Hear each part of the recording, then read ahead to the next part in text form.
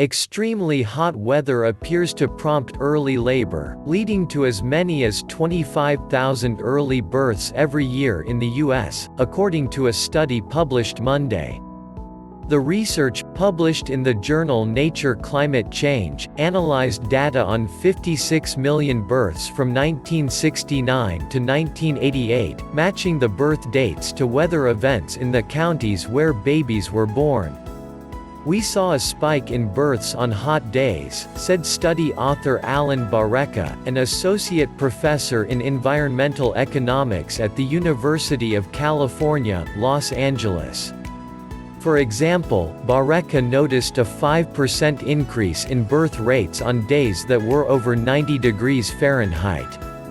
But when researchers looked at birth rates over the days and weeks that followed extreme heat events, they found a decline in births. That decline, the study suggests, is the result of births taking place earlier than expected. That rise, then fall, indicates a forward shift or an acceleration of deliveries and ultimately a loss of up to 2 weeks gestation for those births, Barreca told NBC News.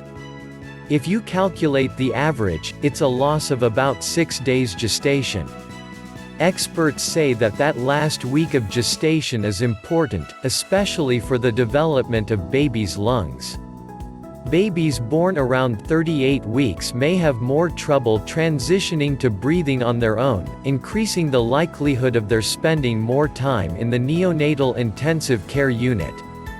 The findings come as representatives from hundreds of countries gather in Madrid for the opening of the UN Climate Change Conference COP25 to address global warming.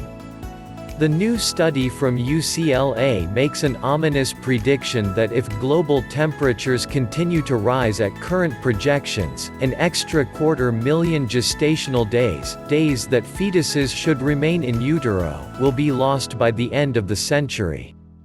It's one more study showing a high-level message, which is that extreme temperature is more and more associated with obstetric outcomes, including preterm births and low birth weight, said Dr. Nathaniel DiNicola, an OB/GYN at George Washington University Hospital, and an environmental health expert with the American College of Obstetricians and Gynecologists, ACOG.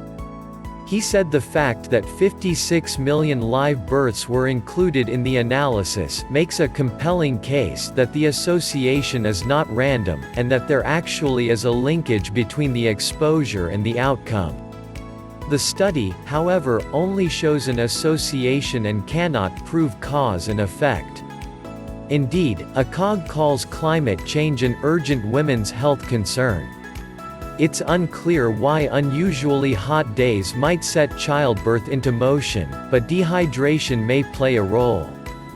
When the body becomes dehydrated, it releases hormones, such as oxytocin, that are also involved in labor.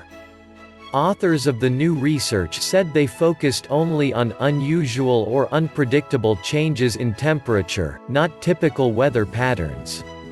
While premature birth rates do tend to be higher in warmer states, Mississippi versus Vermont, for example, the reasons for such disparities are often socioeconomic. Barreca said there's evidence air conditioning could help reduce the risk of early birth, adding it's crucial to implement policies that would make air conditioning both cheaper and more energy efficient.